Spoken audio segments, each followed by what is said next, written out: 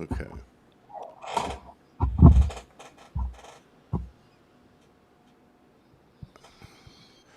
All right. It is January 17th, 5:02 p.m. on the East Coast.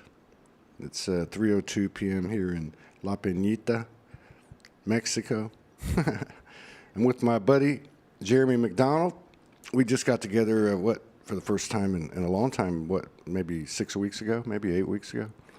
I don't remember. Something like that. Yeah, It's like a month ago, I think. yeah. It was a dis- Yeah, but I didn't feel like we got enough through. I mean, it was like there was so much on the table, but I don't even know. Given this ascension memory that everybody has, you can't remember anything.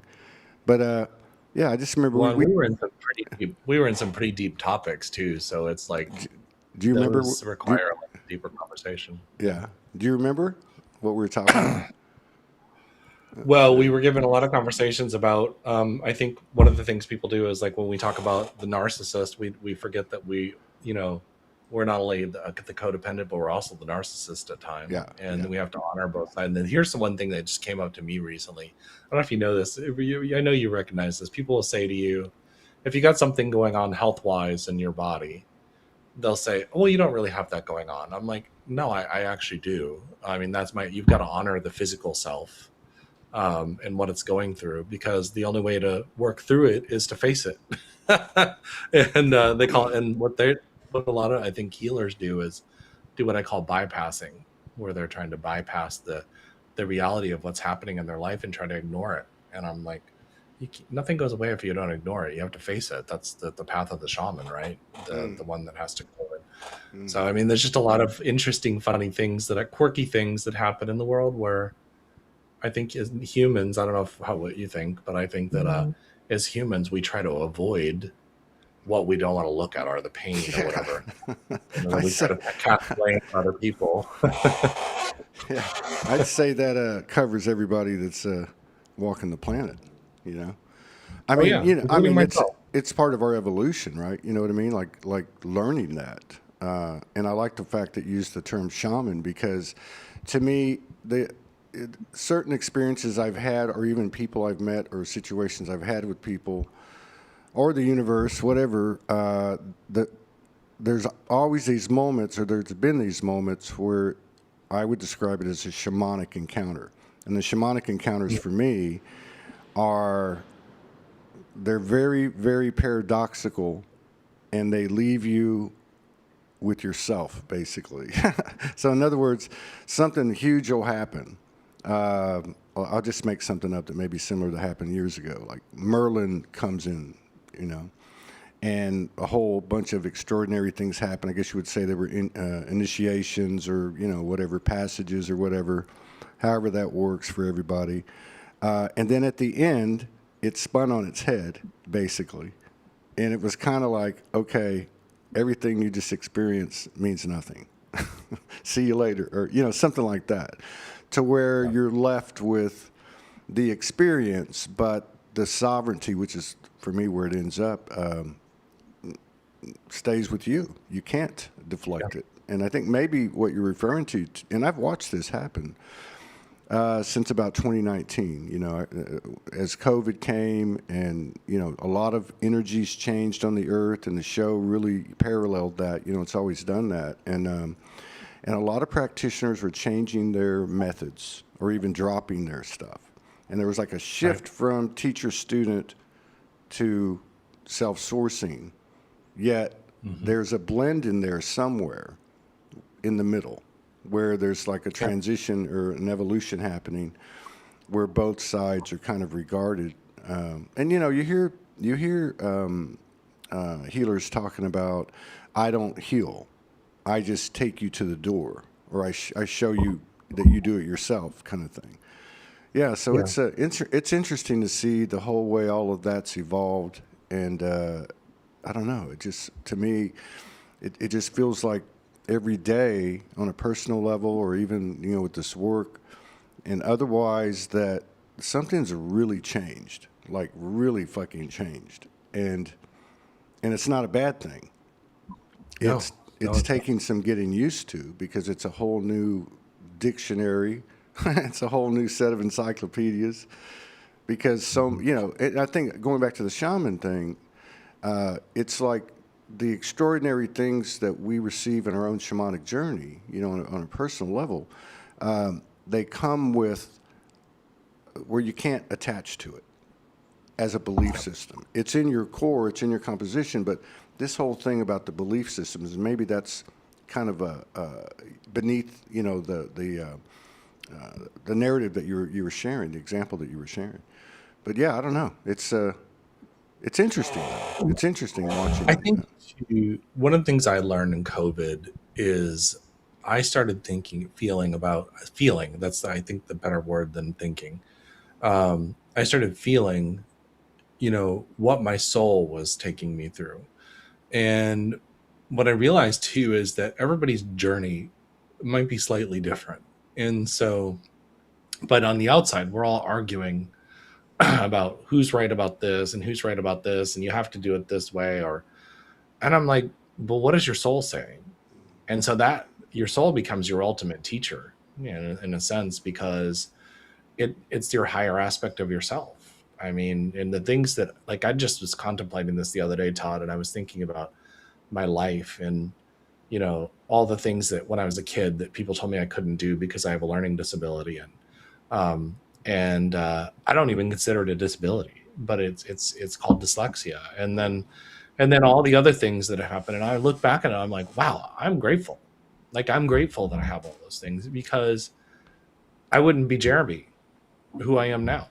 And, all those disappointments, all that happiness, all that joy, all that depression, everything just made me who I am, because through that, what do pearls and diamonds how are they formed?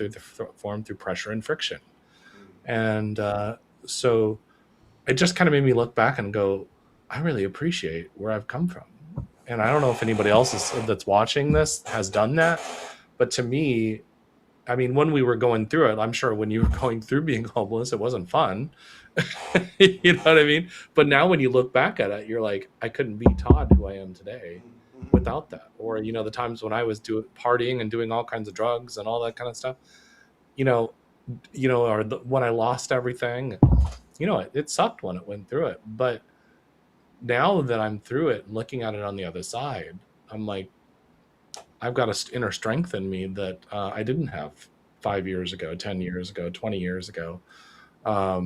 And it's just because, through experience. And so. No, I agree, man. And I would say in the affirmative, in the sense that, part of my evolution, of course, a lot of our awareness is based on the hindsight, so to speak. Yeah. And for me, the more time goes on, the more of my past that I hold in a greater reverence, I guess you would say. To your point, right? Like, to your point, it wasn't easy when it was going down, but yeah, you can see the character that it built, or the soul that it embodied, or whatever you want to call it.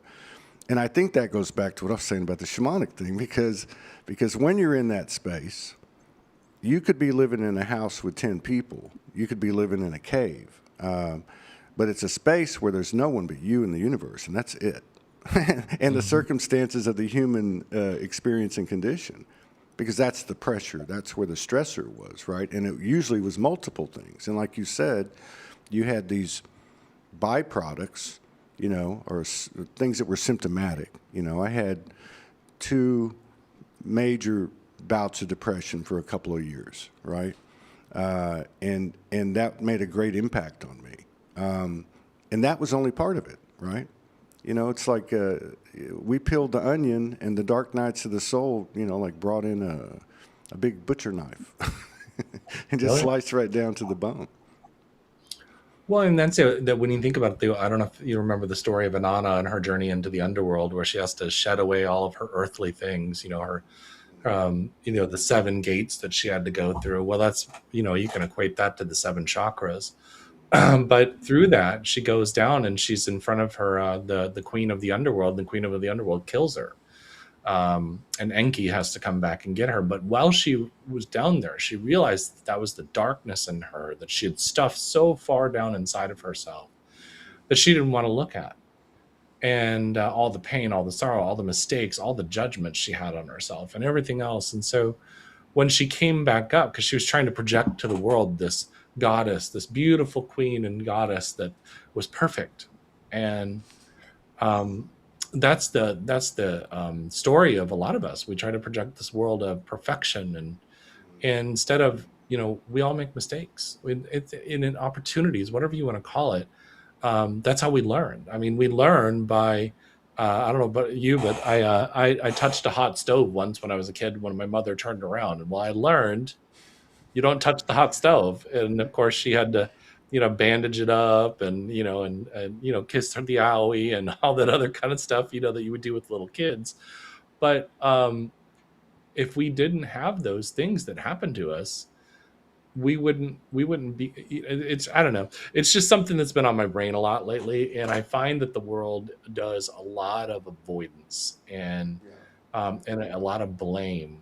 And to me, even the current climate in the United States, or in the world, not just the United States, is an opportunity for me to get even more still inside, and how to find peace in myself, but also speak my truth when I'm supposed to, and then and have boundaries and those kind of things. Because if you think about the human chakra system, um, I was just thinking about this the other day, because I have a diagnosis of type 2 diabetes that I got about 2 years ago.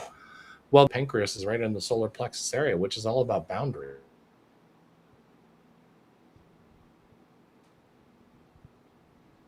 Uh-oh. Is that him or me? It says we're still live. You know, Oh, there you are. so yeah, I don't know. It keeps on, it fades out every once in a while. No, So, I just, but yeah, it's good now. so, and I don't know if it's my internet, but it doesn't matter. But it's just one of those things where I started thinking about that, and what do we do energetically to our body subconsciously? And because I say subconsciously, because I don't want people to think this is about a blame and shame game, because it's really not about that. It's about an awareness game. You get to look in and look at things and go, oh wow, that energetically, this is what I'm doing to myself, or what we're doing to ourselves, because we don't feel empowered. And I think that's what your show is all about, is getting deeper into the soul to empower the human and the soul self together to live together in harmony. So I don't know. There's just a lot going on in the world right now. Yeah. Well, and I think I'm at least I don't really have a circle of friends. Like, it's not like that. I don't talk to people. There's been a lot of isolation for a couple of years, and I think even longer than that in periods of time.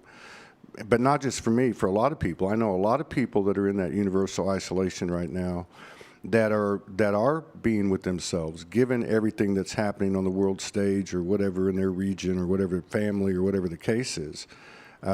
It feels like, a lot of people are finding themselves. It's not really something that you can see in the linear field, let's just say. It's not in the field of, millions of likes and millions of views, but it's happening, and that's the most important thing. And I think, too, to your point with what you kind of started with, is that example of, if you have something going on in your body.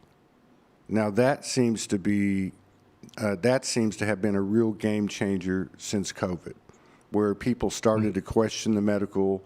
They started to seek in themselves. Holistic things start coming back. There's some positive signs there that people are dealing with it, but I think it even goes deeper than that. I know recently, maybe about 2 weeks ago, I was at the beach, and I came into an awareness, or however you want to put that, and it said, and again, the shamanic thing, because I've been going down there every night, and there's a light show, and I say that literally and figuratively. And so there was a lot of information that was exchanged without words with me and the universe, with the bay and the mountains and such. And so this culminated, and then I understood from now on, you go inside yourself. Everything you need is inside yourself. You don't need to go out there anymore. So on one hand, I kind of was like, okay, yeah, that makes sense.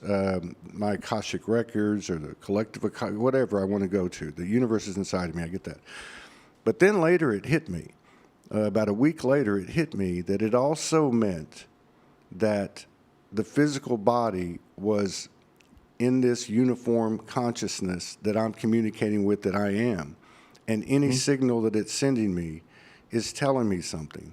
So one is the physical aspect, the mental perspective, the emotional attachment or unconscious affliction or root, through the human experience, something's been shut down in yourself in this lifetime, or maybe even ancestral lineage.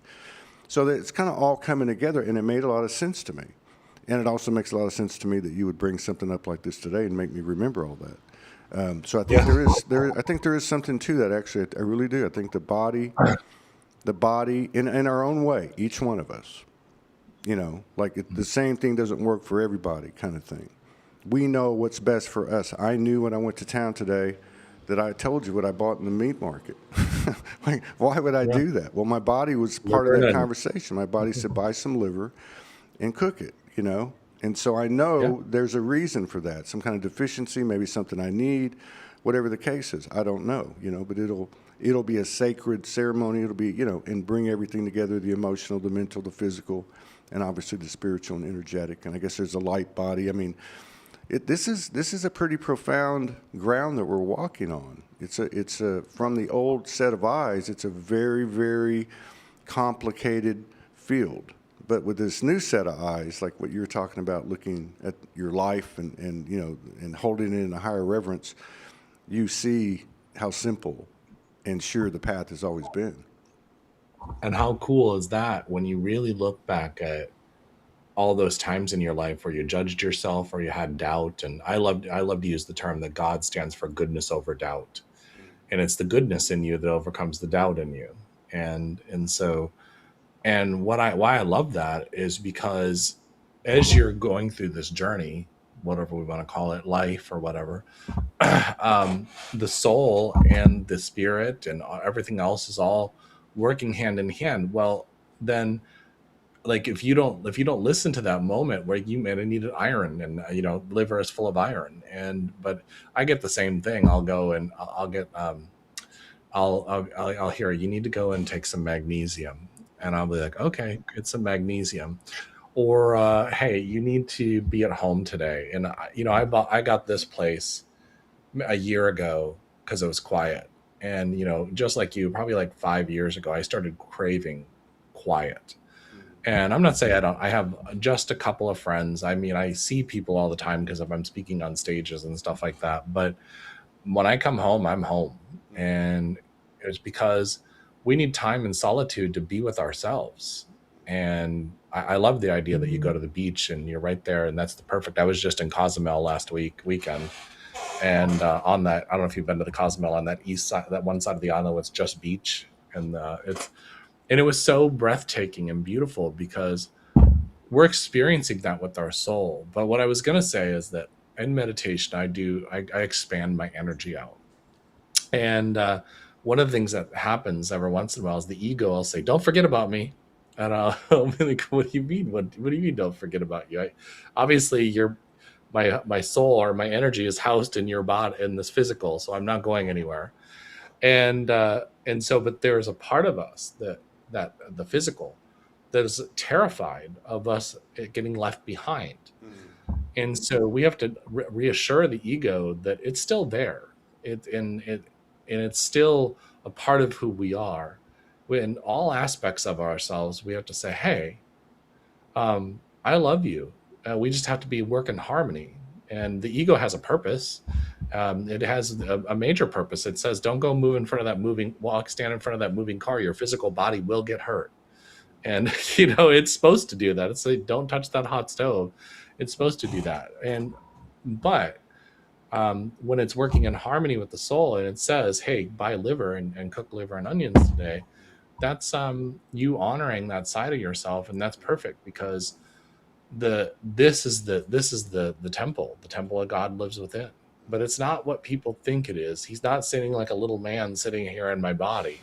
or it or energy or whatever. It's an energy, and even when we use the term, some people, spiritual people, like to use the term "we are God," but it's not the physical. It's the etheric body, the energy body, and so um, and it's all. And then when you think about it, we're all one. The physical sits within that energy of everything, and so I don't know. It's just I think we get really caught up on ideas, and I think what you were saying earlier, when there was like been a switch, and you start to see where the teacher is becoming, less of the teacher, is more of going within, and you were mentioning, everything is what within you. I agree, because there's so many times where I don't have an answer, and I grew up in like spiritually in the psychic world, where I was doing readings for people. And probably about 2009, I started getting frustrated with it. I was like, people are just sitting down with me, and they want to know about, am I going to get married? Mhm. Am I going to get a job? Am I going to get a raise and all that? I'm like, the answer is yes. You're going to get all that, but in divine timing, not when you want it. And if it's a part of your plan, but I really want it next week. And it used to frustrate me, because I would say, all those answers that you're looking for are inside of you, and you're paying me money for something you get. Now, I'm not going to say there's anything wrong with a medium or psychic and stuff like that.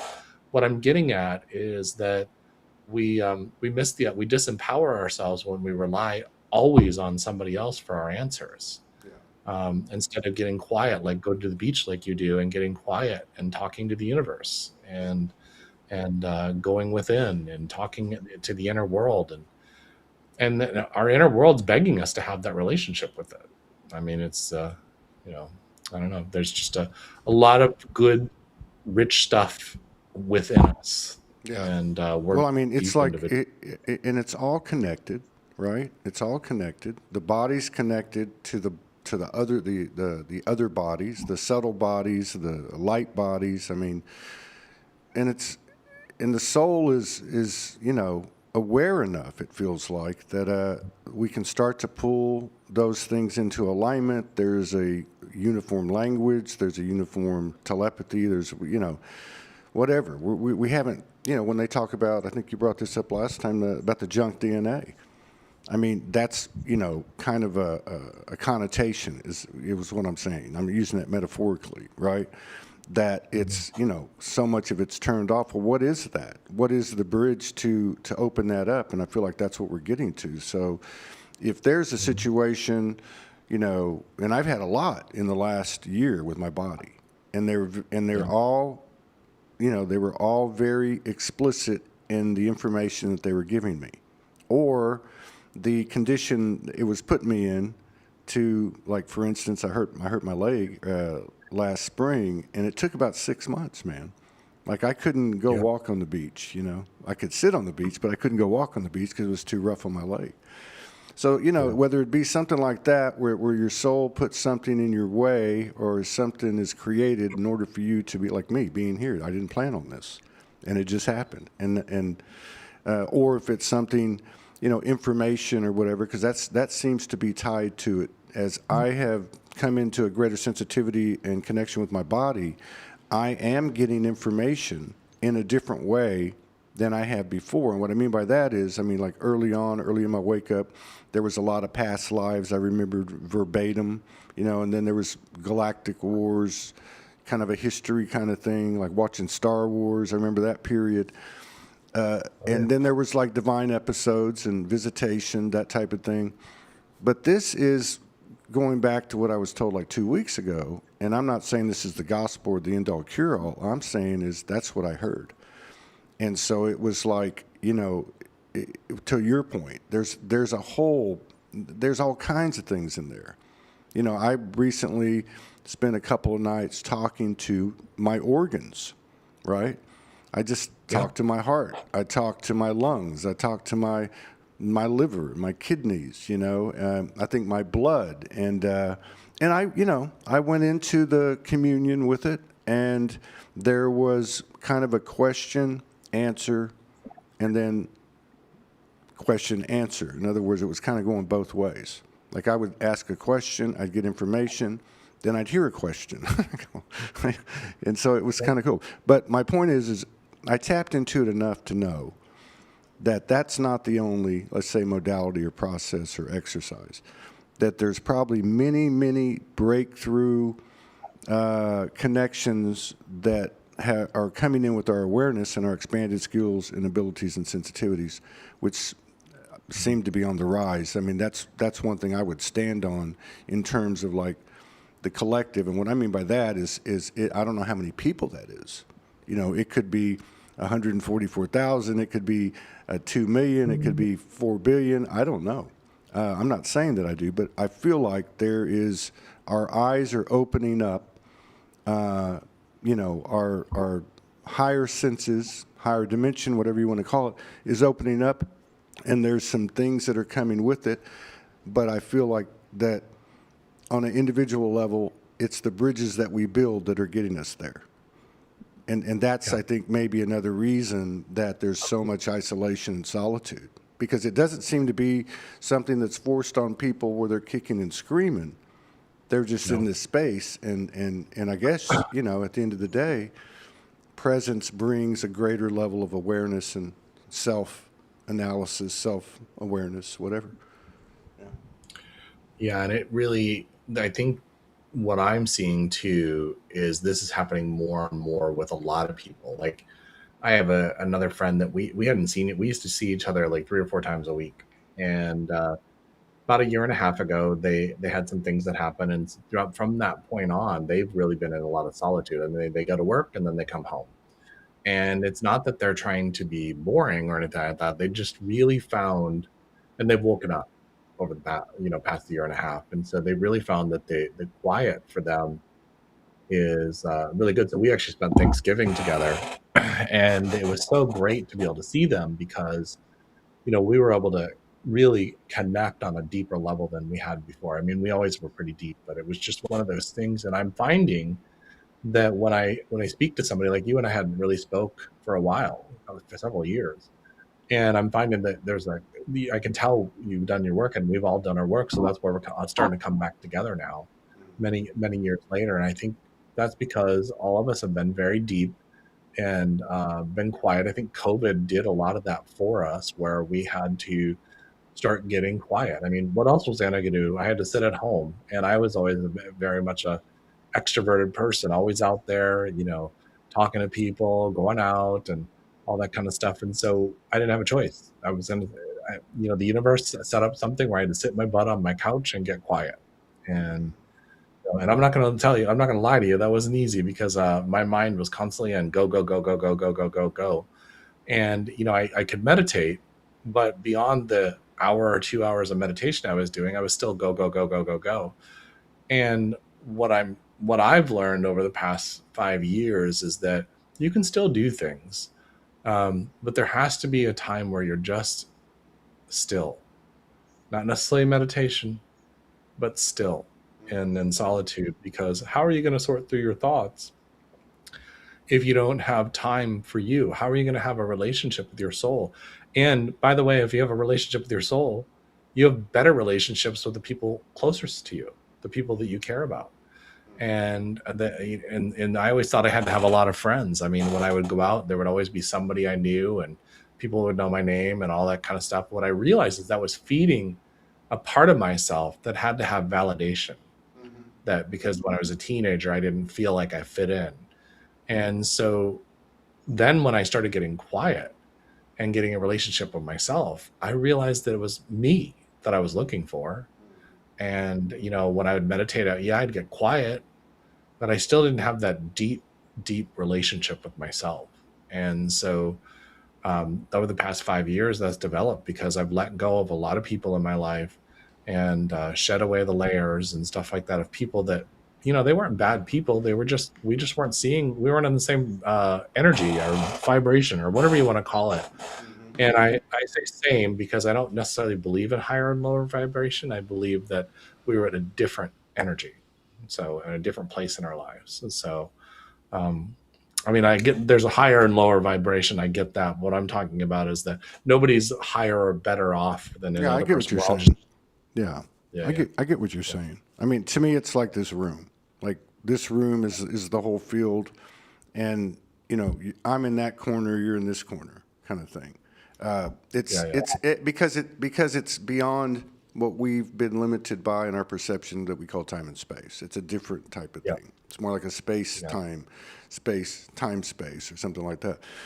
But yeah, I mean, there definitely has been. I mean, if you look at the discussions per se, or the commentary narratives of this period from 2020, early 2020, because I was down there where you were at. Well, in fact, that's when we did that couple of shows together. Yeah, beginning in 2020. Yeah, Yeah. So, but if you look at that, there is a real discussion to be had for the level of awareness that it's created among people outside our circles. Like I know both my parents woke up and they're in their 80s. I think they were slightly woke up with with some obvious generational cognitive dissonance, but at some point, with everything coming out the way it has, their whole outlook has changed, and it has become more presence with self at the end of the day, more, what I mean? Like, and I think that's a real deal too. I think there's a lot of people, maybe the whole world, I don't know, that's being faced with their bullshit. Even when they thought they're finished finding their bullshit. You know what I mean? And I'm speaking of myself as much as anyone else. Certain things are being shown to us, and I think that's another connection I would make to the body, because it seems like the things that with my body have been very, very, I would say, likely, the majority of it, very likely to be ancestral lineage, my own ancestral lineage, or those of which I'm connected to. So, I mean, there's so many elements that are beyond what we thought was the, like the landscape of life. As we move from this period that we've always been talking about, it's really happening now, which means all that stuff back there isn't coming with us. And you had mentioned like belief systems. Like, I don't know how many belief systems. I mean, if we had to measure how many beliefs that we've given up oh yeah, in the last year, even, right? I mean, it's like an avalanche. But there's that. Have you ever seen that video where the dude went up on a mountain, and he's coming down the mountain, and an avalanche starts behind him, and he comes across this crevice, and he has to do that flip, yep, It's kind of like that. What I'm saying is we're and that's a little more dramatic, but that we're in this other space now. Yeah, that stuff is still raining, the debris is still flying, we're still coming out of the flames or whatever the case is, but this is a whole different environment.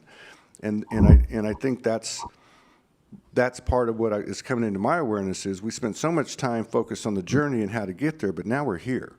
So if we're here and we have that element of consciousness and awareness, we have the ability to create new bridges, say, for instance, in the realm of manifestation. Do we have to go through the secret, that process or other creative visualization or manifestation, or do we have the ability to create things as frequency does, as light does, as sound does, and as creativity can, when we really open up ourselves and express ourselves in a conversation or a song or a poem or a speech or whatever the connection may be.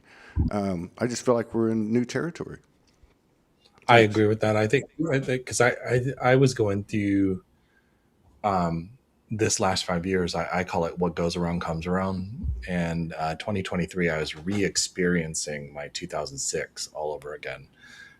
However, how I showed up was different than the way I did in 2006. And I think it was that, I don't know about you, but it was like one of my last things to shed away this level of understanding, because I think we're always growing. When was this? So 2023. 2023. Okay, got you. Yeah, 2006, I lost everything.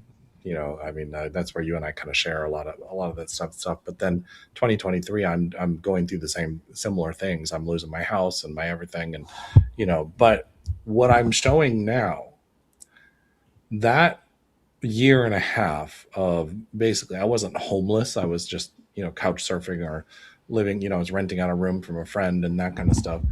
that year and a half showed me that how I see myself inside, and then when I think something, it creates. Because there was one point where I thought, man, I'm going to lose my car if I don't make a payment on it, and and I remember the money came in, like somebody gave me the money, and then I got a bunch of sessions with people, and I was able to get the car caught up. And those kind of situations where your ego finally says, "There's something to this." And now, if I really get quiet and think it, it happens. Like I'm actually off of my medication that manages my blood sugar. And so I been saying to my body, when, if I eat something, my sugar will start to spike. So I just close my eyes and I start taking a deep breath in. I said, level this out. And I got this little device on my body that tells me where my sugar's at. Well, you'll see it when the sugar's going up, it points straight up. And I find it fascinating. Everybody's like, well, why do you have that on your body? I said, because I want to see it, because I want to play with it and see what happens. And so what I'm doing is you'll see it spike up, and I'll say inside. Now you have to be very clear in your mind. And by the way, I'm not a doctor, just so you know. And I'll say, level this out, and I'll literally see the needle go from this and level out. Now it won't. It'll still be, the sugar will still be high, but over the next half hour, you'll see it go back to a normal level. And at one time, I said, "Drop my sugar," and then it went straight down. And I was like, "Whoa, whoa, wait a second! I want to get too low." And so, but what you say is you balance it out, balance out my body, and you'll see the change. And so, to me, like we were talking about, everything happens in divine order. Having this thing on my body has taught me that we even have control over our body in a sense, but we've just been told we don't.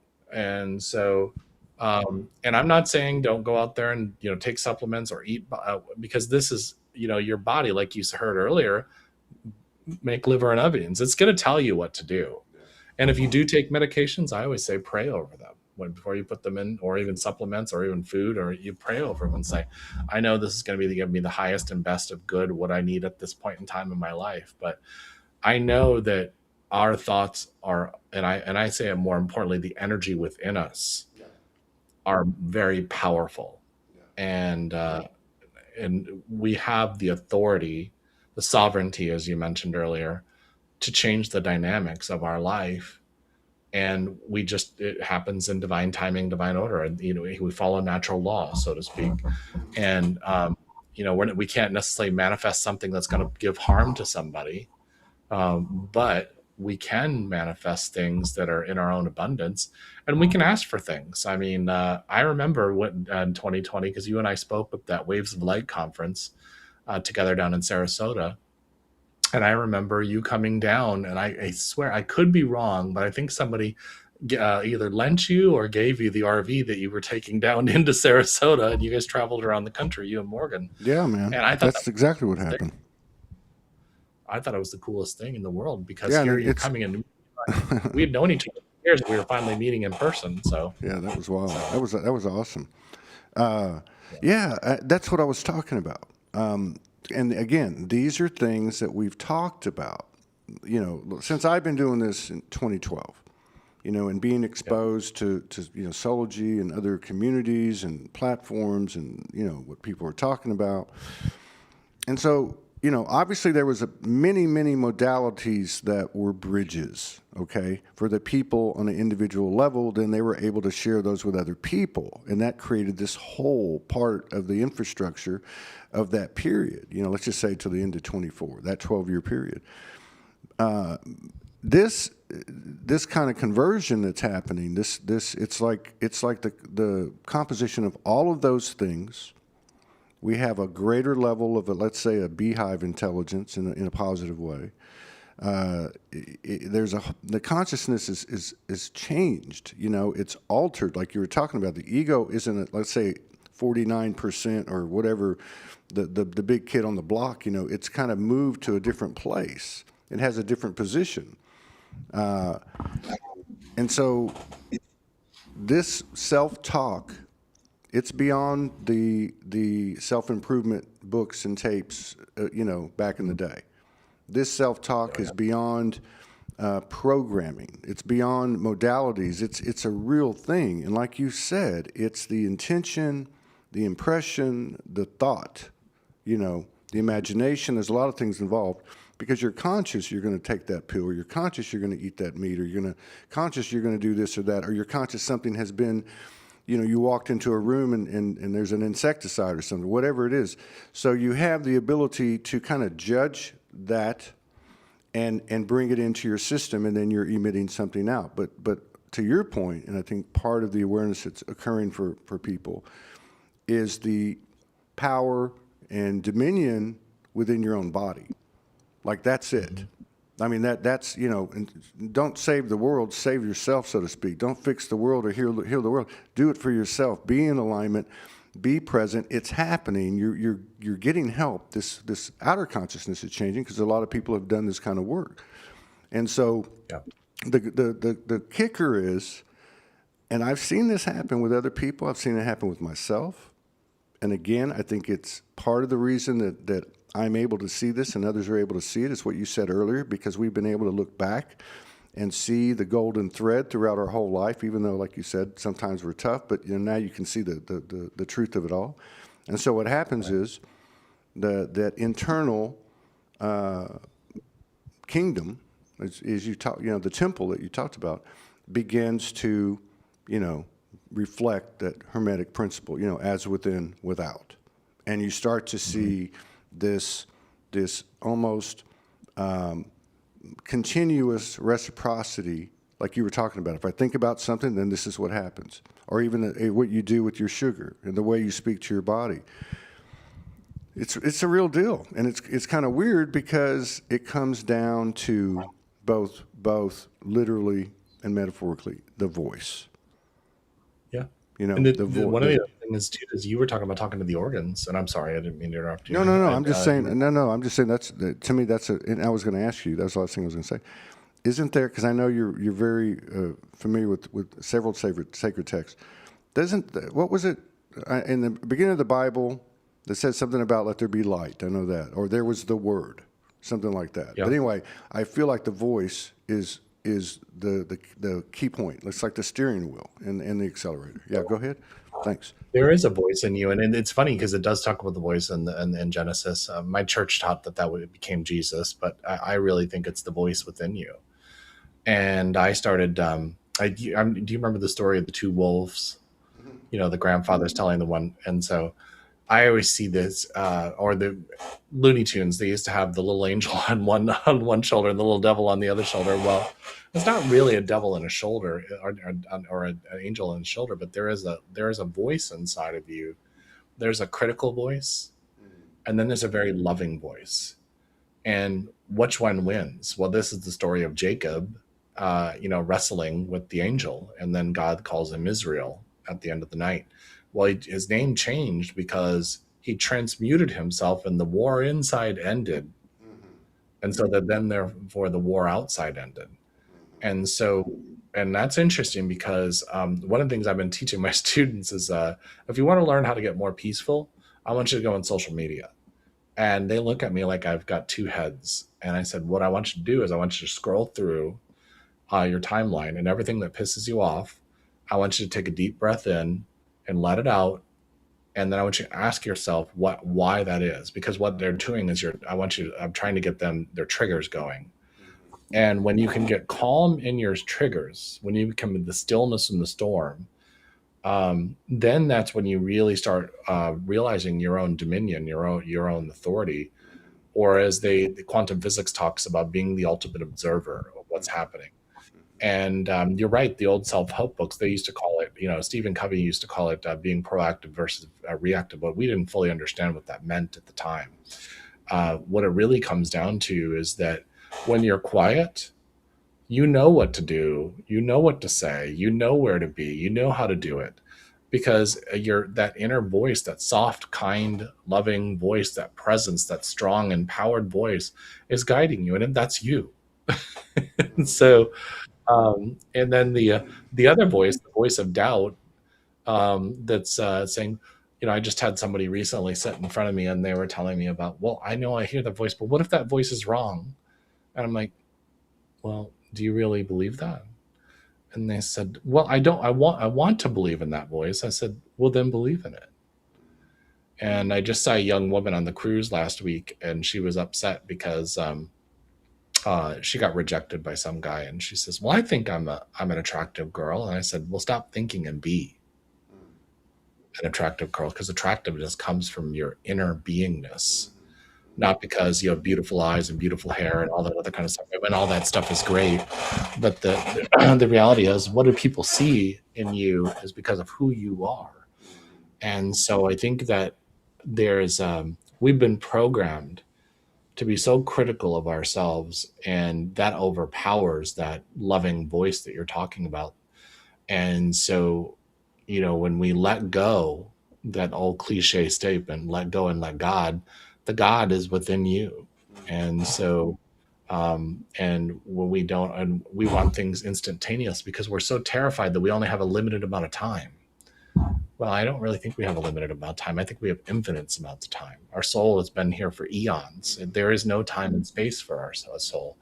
And so when we start getting into that type of energy, and then that's when our panic, and we know this for a fact, I can feel it in my energy, but they've proven this.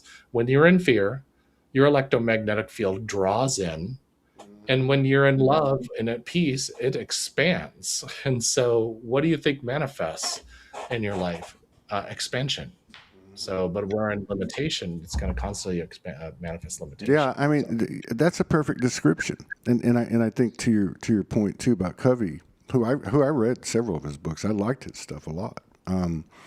But we didn't. We're in a greater state of awareness than we were then, oh yeah. and we can speak in a lot of terms that way. So we're able to, well, understand. It's in other words, we're experiencing this. This is part of the solitude thing, I'm kind of giggling listening to you because I'm just reflecting on my nightly trip to the beach, and I sit in communion. And when I first started doing this a few months ago, I was new to Mexico as far as an adult, and living here, that's a whole different thing. And then living alone, so then you really, because there was a lot of solitude came in last summer. I know a lot of people that started to be in solitude. But anyway, I would go to the beach, and because I had listened to or been affected or influenced by the propaganda of Mexico, I'm looking around, it's dark, like you don't even see Westerners hardly go out at dark over here, very, very rarely. And it's just propaganda, right? But to your point and to your story, and the reason I was laughing is because I remember the first couple of times a dude would be walking by me, and I'd be thinking, I got to keep an eye on him. I need to put my key in my hand, and I would like start bracing for it, right? And sure enough, they'll walk over and say something, right? Oh, that was weird. And so I guess you would say I attracted it. And I had a couple of exchanges, a couple of times, and then it's moved to a point now where I don't even think about it. I'm in my own space. I'm like in this bubble or this dome. I don't know how to put it. And what I've noticed is, because I'm in that state, I won't even notice a person walking up to me. All of a sudden, Yeah. they'll be right there, and my instincts are perfect.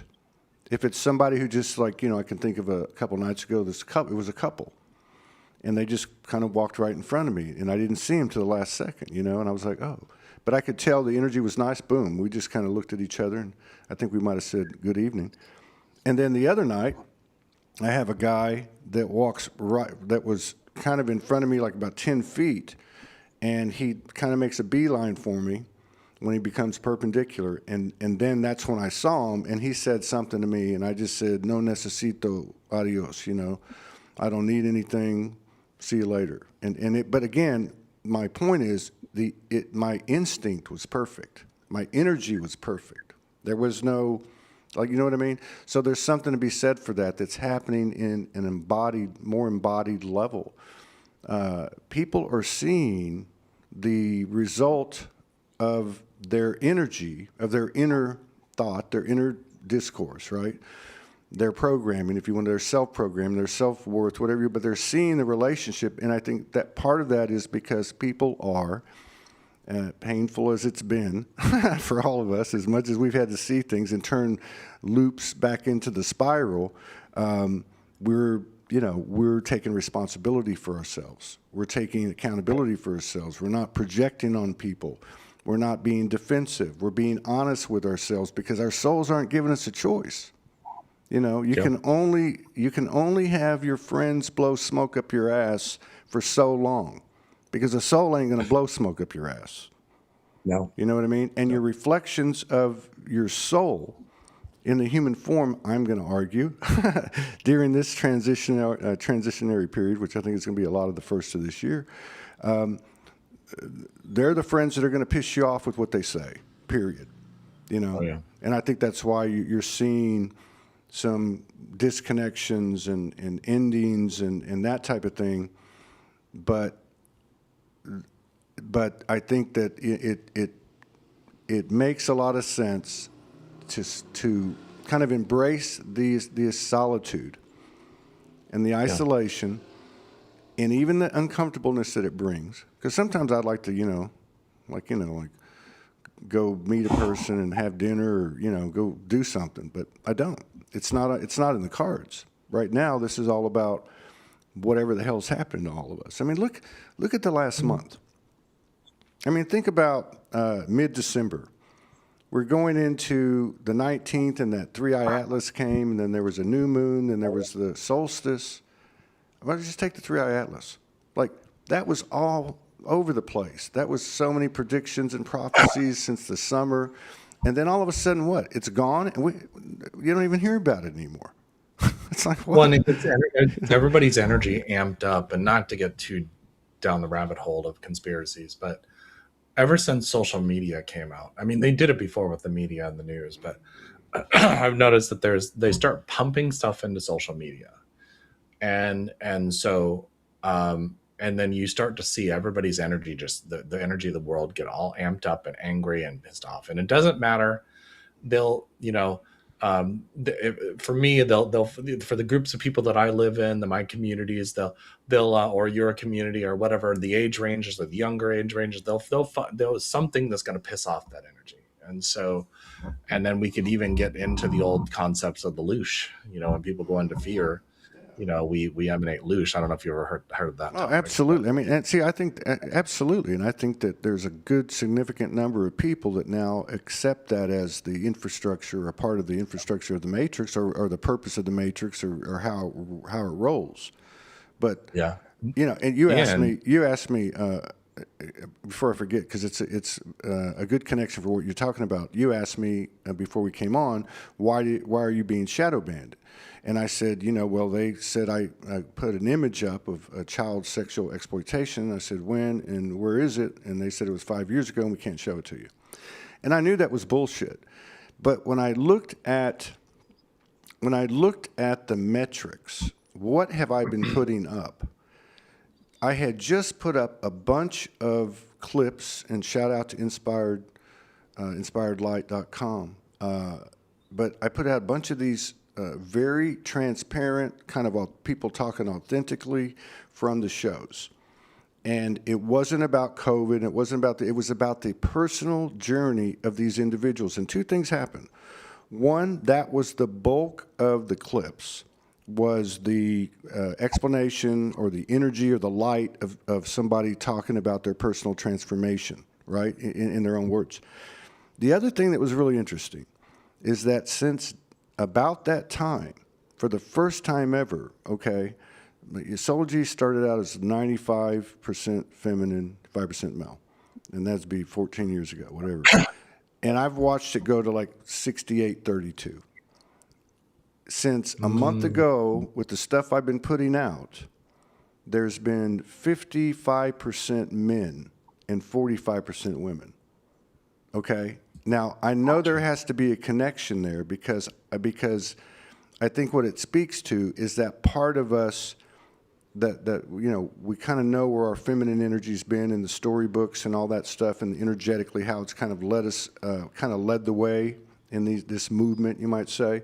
But now there's this masculine energy coming on board, and this masculine energy is like, if I'm a soldier, I ain't shooting these people. If I'm a soldier, I'm not going to just obey an order because you told me to do something. It's another part of us that I think we might have forgotten. So that's just my way of saying that, going back to what you were talking about, this what do you want to call it? Antagonistic pressure, the puppet masters, what do you want to call it, which is very multi-level. We know this is not going to be able to stand this coalition that's occurring, this tandem, this unification that's occurring, and I think we're seeing it play out in the physical, and I think that's what's happened. And I hope they don't knock us off, but they very well could, because they told me straight up, you get one more and you're gone. Period. So. I don't know. I think, but I really talking. Well, I really feel like we're starting to see the physical repercussions of it, unencumbered, without interference, because the energy of it is a more forceful energy. It's a higher dimensional energy, and the old infrastructure can't hold up against it. The only thing it can do is present propaganda, present fear, whatever the case is, and it's not holding water anymore. People are saying, "Fuck this, man! I'm not doing that." Now it might be an old loop they have, or an old connection they have, or a job, or whatever the case is, or a call that they haven't been listening to. Yeah. So I mean, this is a group effort, and it's getting very interesting, because I know there's a lot of stories out there like that. I know there is.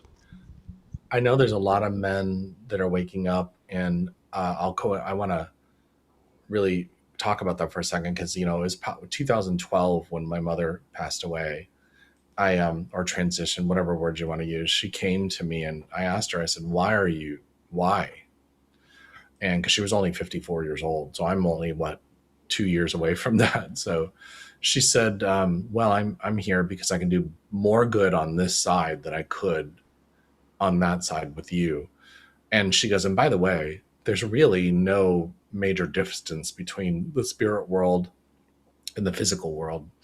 I'm like the distance between like in the water and the plastic. That's how far I am away from you. It's really just energy or frequency." But she said, "I'm also here to help teach you how to get more in touch with your feminine side." Now, the what she was trying to get at is I was very business oriented. I was very directional, very matter of fact, this had to be done and this had to be done and all that kind of stuff. But the feminine side gives you compassion. It gives you it's a soldier that says, "I'm not going to kill these people because what did they do? They didn't do anything wrong." It stops and pauses for a second and says, "Okay, this is upsetting me, and but I don't need to lash out and call somebody names. I need to maybe have a discussion." It does a lot of things, and so I think what we're seeing, and I remember going to spiritual groups 25 years ago, and you'd see I was the only guy there, and so now what I'm seeing is that there is when I go and I teach something, there's usually, or I speak on a stage, there's probably half of them are men. But they're going through, I just had a man sit down next to me last night. I went with my friends, and we were just going out for Justin's birthday. And the one guy walks up to me because he plays piano at one of the churches I speak at. And he goes, "Coming to that church has changed my life because I was so harsh on myself, so hard on myself." And he goes, "I feel softer and kinder inside." I said, "Well, when you're kind with yourself, you're naturally going to be kind to other people." And so what I'm seeing is that a lot of men are opening up, and I've seen men that had trouble crying, 5 years ago, and they'll break down into tears. It doesn't make them any less a man. It makes them more of a whole person. And so I really seeing now. There's another thing I'm noticing too, and I'm sure you're seeing this too. I think I could be wrong, but I think it was Dolores Cannon that said there was going to be a time when it's almost going to be like there's two different worlds. And not that should be about division, but it's the people that have done their inner work, and then there's the people that are still caught up in whatever you want to call it, the world, the three-dimensional space, or whatever you want to call it. And I'm starting to see that. My teacher also told me that 25 years ago, well, even longer than that, it was probably like 1999 or 1998. She said there's going to be a world coming up, and now she's transitioned. That, the people that she called it doing your homework, which means doing your inner work. And I'm now starting to see the two different worlds, and it's not that it's a bad thing. It's just um, there's people that are still so caught up in what's going on the outside of them, that they don't have that solitude, they don't have that quiet, and when you mention it to them, they automatically go into their story. So it's just a very interesting dynamic, because I never thought I would come to this place in our world, and I'm seeing it. But I'm also seeing a lot of people waking up, and I am seeing the change that you're talking about. And I'm seeing a significant change. I think people are waking up more so than not, but I do see the split coming. Yeah, So yeah, yeah. Yeah, I'm with you. I never resonated with it, because remember back in the day, they'd be talking about like there's going to be 4 Earths, and there's going to be 3 ships land and take them to 2, and the other. Yeah. And I'm kind of being facetious, having some fun with it, but I do feel recently. I mean, I actually said this on the show like a week ago. Like, this is the first time I've ever felt this. I can see this happening, and part of the reason that I've come to that has been these past few months, because. And going back to what you opened the show with, the split happens here. It's happened here. oh yeah. Literally, there's 2 worlds here. There's this world we've had, and there's this other world that's always been there. And you're like holding them both, going, okay, now what? And I think the way I kind of said it was, it's 2 different. Well, which one do you want to be in? Like, if some people want to go that way, then so be it. I'm not going that way. No, I'm not. And I think that's a big part of this other thing that's happening, or this, maybe there's a birth of this happening. I don't know how this is going, but in the sense of an environment that on a personal level and a collective level is of a higher dimensional timeline. It's not just a higher timeline. We're in a higher dimensional timeline, and that's bringing in a lot of into visibility, a lot of energies that we've talked about and have known have been there, but have been classified as psychic and paranormal and all that stuff, right? So these things are real. When I go out to this bay, I mean, this last 4 or 5 days, I had the most incredible thing happen, and you know how it goes. It happens once, and you go, oh, well, I don't know. And then it happened again, and that happened a 3rd time, which blew my mind. So I go out, and there's a particular light that I focus on when it's on. It's this light that's in the middle of this. It looks like a breast. It's called Coral Island, and it's right there. And it comes on sometimes, and sometimes it doesn't. And this is just the way I operate. My communion goes. And from there, other things will come in. Sometimes it's stars, planets, whatever. So I'm over there, and a lot of times they'll come in the shape of an octahedron or a triangle. So I'm over there, and I see this star, and it says, and it's the only one out there, and it says to me, this is Alpha Centauri. I'm like, okay. Well, I feel that. And I look to the other point, which would be the 3rd point, and I see this fire red fucking sphere, and it's big, and I'm going, what the fuck is that? Is that a drone? But I'm watching it.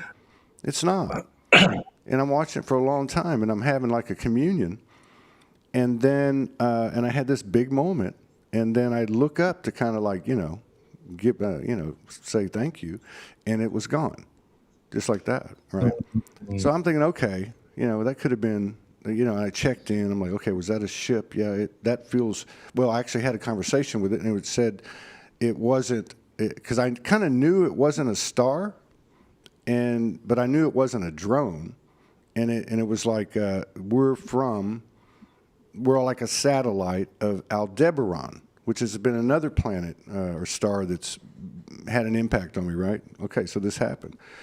So anyway, that happened. I go back the next night. sit down. And I'm sitting in a little different place because there's a family where I usually sit. And I sit down, and the same thing happens. I'm looking at the sky. There's no orange thing. There's no fire red thing. And I look up, and all of a sudden it just appears. And I'm like, okay, And then I had another experience. And then I went back that night just to, because I think I did a couple more shows, and I went out there, and again, it wasn't there. And then all of a sudden, boom, it turns back on. So that's just one man's story, of what we might call coincidence. But these things are no longer coincidences, and I believe that there are things coming into our visible light spectrum that we haven't been able to see, and that also applies to our other senses and our higher senses. And so I feel like, and I'm tying this to what you were saying, what Dolores Cannon said, I feel like it's that abrupt or that blatant or that visible of a split that if you're on this side over here, let's just say, that are still locked into the external, you couldn't even fathom this stuff over here. It would blow your mind. It would scare you. You know what I mean? It's like people talk about, we're receiving photonic light and, we're slowly being upgraded because if we got it all at one time, we would blow up and die or whatever. So, Right.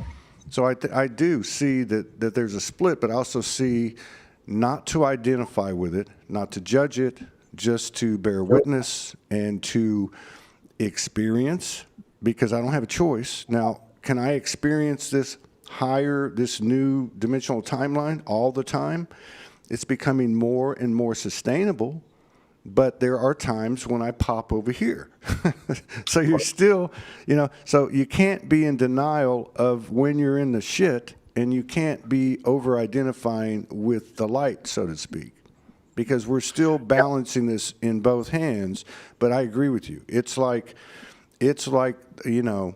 the shoe used to drop and the world changed, but now it's almost like the stone's going to drop out of the hand and we're going to pop over into this other place. And I think that's when people talk about, this has never been done before. That's the other side of it. Yeah.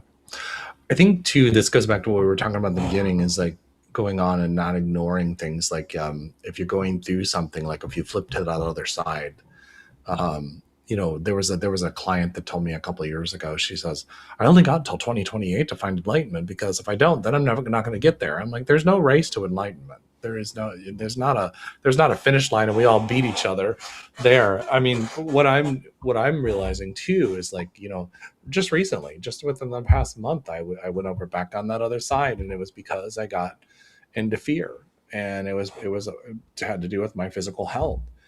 And so with that being said, I remember sitting down there, because I have a book. I don't even know where it's at right now. It's called it's down here on the floor. It's called The Metaphysical Anatomy. And I use that to really work with my clients to jump in to find out whatever diagnosis is going on in them, to find out the energy behind it. Well, I use it with myself too.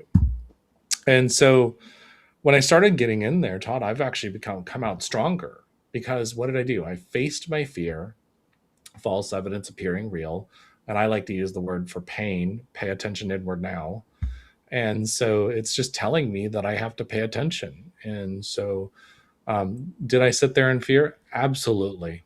Matter of fact, I called 911 one night and had the ambulance take me to the hospital. And the hospital said, there's nothing going on with you.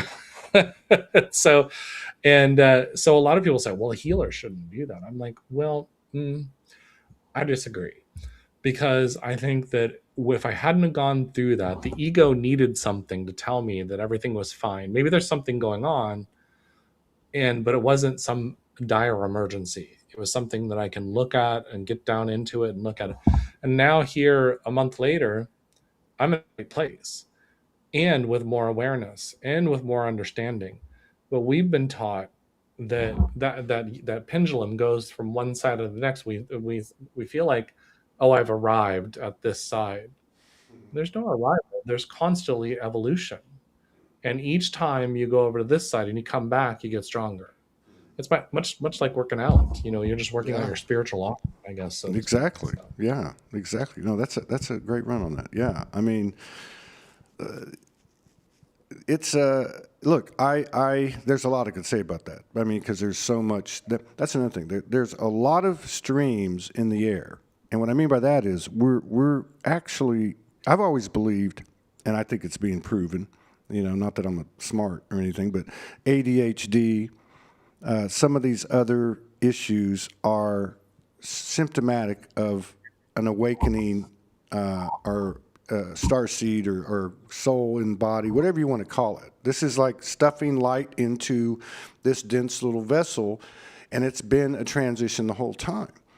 And so, in respect to what you were talking about, or part of what you're saying, look, I've probably had 10 occasions in the last 2 months where I've sat down and gone, "Are you okay? Are you okay?" Like, I'm checking my heart, I'm checking my blood pressure. I'm doing this just, scanning myself, trying to get a feel for it, and even get on Grok and like ask a couple of questions, or wake up and my whole fucking face is all the way down to my beard is peeling and it's red and it's on fire, I notice in the mornings when I get up, I'll have a little period where it almost feels like something's coming back into my body, and like I can almost feel it, and it makes me nauseous, dizzy. Mm-hmm. I'll go out on the street, and it'll be 1 o'clock, 2 o'clock in the afternoon. I'll go walk into town to get some groceries for the night, and my vision's blurry. And I'm going, what the hell is going on? So, to your point, and I would say this: had somebody been here with me or something, I probably would have said, "Man, I think I need to go to the doctor." I would have thrown it on somebody else, like, "Hey, take me to the ambulance," or whatever the case is. But I think this is happening to a lot of people. I really do. I really believe this is happening to a lot of people. Not that they're not having physical things, because I've had that happen to me, and I've seen it happen to people close to me, and I knew these were reconstructions, reclamations, getting down to 0 point, like clearing the deck. And I feel like that's what we have done. But part of it is this adjustment, this accommodation that the body's having to make, which is probably connected as well to why the body is speaking louder and has basically developed its own voice, which I think is very interesting, because of what I said, kind of came to my awareness earlier, which was, there's this voice in me, but there's also this voice comes out of me.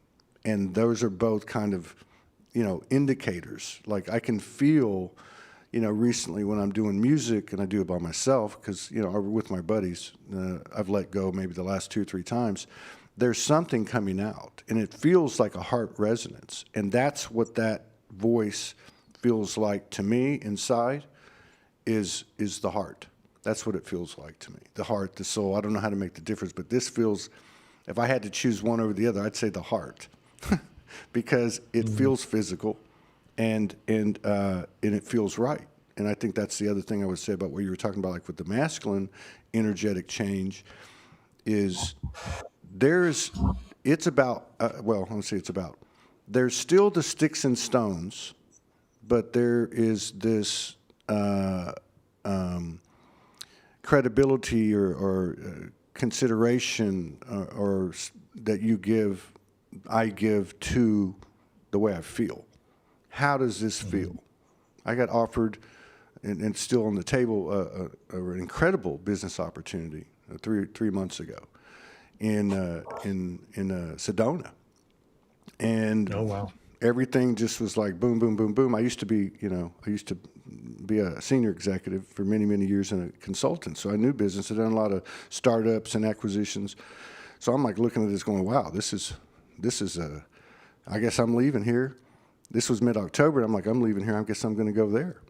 And the night before I was to leave, I was just something, that heart feeling, that you just know, right? That there's this inner feeling, and I just said, this doesn't feel right now. I'm not ruling it out, but this does not feel right. I can't do this. I got to stay here, which made no sense. So, this inner GPS, I think that, you kind of explain the ins and out of it so well, has several different lines or streams that project from it. The self, from the Yeah. self-talk, from the self awareness, from the lack of the lessening self-judgment. Ultimately, these all lead to greater self-worth and greater love for yourself. And as you said so perfectly, there is an immediate reaction. Something Yeah. outside starts showing you the same thing, and I think that's that split is where we're going, hey man, I don't want to piss anyone off. I don't want to just, blah, blah, blah, blah. I'm just going to try to do what I like, be with who I like, and go to the beach once a day and stay in this band of frequencies on this side of the road, because you can see that split. And I don't know about you, but it's fucking tiring on that other side. I'm happy Oh not to yeah. be there. If I have to live like a hermit the rest of my life, and that's the best I can do, or whatever the case is, rather than that, yeah. I mean, if I step over there sometime, I'm going to honor it, and I'm not going to deny it, and I'm not going to judge myself. But I don't want to be there. I think that's what we were saying collectively. Hey, we're done. We've done enough of this. It's time to turn the page. I want to get off the hamster wheel, and or I want to get off the merry-go-round. I'm done. It's just one of those things where it's you know, I don't need to be wrapped up in stuff that doesn't feed my soul. And that's a challenge. I mean, it was one of the big final breaks for me was a group of friends I had in 2022, and I still care about them, but it's just I had to step away. And it wasn't for anything other than the fact that I knew that being around them wasn't feeding my soul anymore. They weren't doing anything wrong, so to speak. I just said this is enough, and I was lied to more than once, and just I just thought this is not where I'm at. And so when I walked away, did this. I had spent this whole ritual where I walked around my apartment. I was literally living in my dream apartment, literally in a downtown area, above. I always wanted one of those downtown areas, looking over water, but it was above businesses. And I could walk into downtown. I didn't have to drive anywhere. My groceries were delivered, all this other kind of stuff, and I really walked around that apartment and I said, if you're not in my divine plan, then I let you go. And I said it about the friends and everybody else. And sure enough, within a very short amount of time, it was all gone. And what I realized is that as I was stepping out of there and I was putting the remaining of my things in a small storage locker, and I was like, I have no idea what I'm going to do. I knew I was going to be staying at a friend's house. Um, and then there was a point where I moved out of their house, and I had no idea where I was going. My plan was to go stay at my cousin's house up in Ocala, and I spent the next 4 months couch surfing at my friend's Airbnbs where she had an opening. I would stay there, and so I realized through that time frame, some people would look at that and say, "Oh, poor thing." I'm like, no, I was literally waking up, and I was waking up to an even higher aspect of myself where I was learning how to trust my soul. And that's where I came up. You were talking about GPS, and I laughed because I call our body our God placement system, because if you feel the energy, like we were talking about going to Sedona, it didn't feel right. And the world's going to tell you, oh, that doesn't even make any sense. But like moving out of my apartment, that the dream apartment, I mean, I could have probably made it work. The energy around it felt so heavy. I mean, almost like the stress and the anxiety. I was like, I can't put that on my body and my energy and my temple. And I felt like almost like a stream of energy pushing me out of that. And like I said, you can paddle in a canoe going up the Mississippi River towards the current, but you're probably not going to get too far, and it's going to be very stressful. And yeah, you may get a little ways because you're paddling, but eventually you're going to be exhausted. And so that's what we got to start looking at in our lives. If we're pushing so hard, we're going to exhaust ourselves. Turn around and let go with the flow and the current of the universe. And so that took me in an awakening. It got me closer to some friends because I was staying with them. It really made me realize that last, I call them strings of thought or fabrics of thought where you've done a lot of inner work, but there's this one little fabric that's still a fabric of doubt or a fabric. And one of the things that gave me is there was still a very tiny part of myself that felt like I wasn't loved. And then when I really saw everybody show up, the people that were closest to me, and that, God was really taking care of me, that inner divine energy was really taking care of me. And there was all these people that showed up and loved me and made sure I was fed and ate, and the universe provided me with income. And, I did one of my friend's books, and, made income off of that. And it was just the most amazing thing in the world. And I was like blown away. And you just sit there and you go, okay, doubt, there's no more doubt. How could you have doubt when things are dropped in your lap when you need them? Not based on what my ego wants, but when I need them. And so, and I know you probably know this better than anybody, because I've watched you over the past many, many years, be in Arizona and Arkansas and Sedona and North Carolina and Florida and Hawaii. And so, I'm always like, where's that now? Well, that's a good anecdote. Because there are things that are on that side of the split that we are not taking with us. So as the ego you were talking about earlier, they become like not red flags, but they become more obvious, and they're signs, like doubt. Well, I'm not saying that I don't have any doubts, but again, like we were talking about, this other side that's forming or birthing or whatever the case is, there is no doubt there. There's no doubt here. And that feels weird, because you still have the mind somewhat carrying certain proclivities from the other, because you still go back there every now and then. But as we stay here more and more and more, and so to get used to playing with a bunch of toys or building something or trying to create something and not have doubt in the field is an interesting thing, right? That's an interesting thing. I noticed this with since Facebook shadow banned, because normally on the shows, and because I think it also is on YouTube a little bit, okay?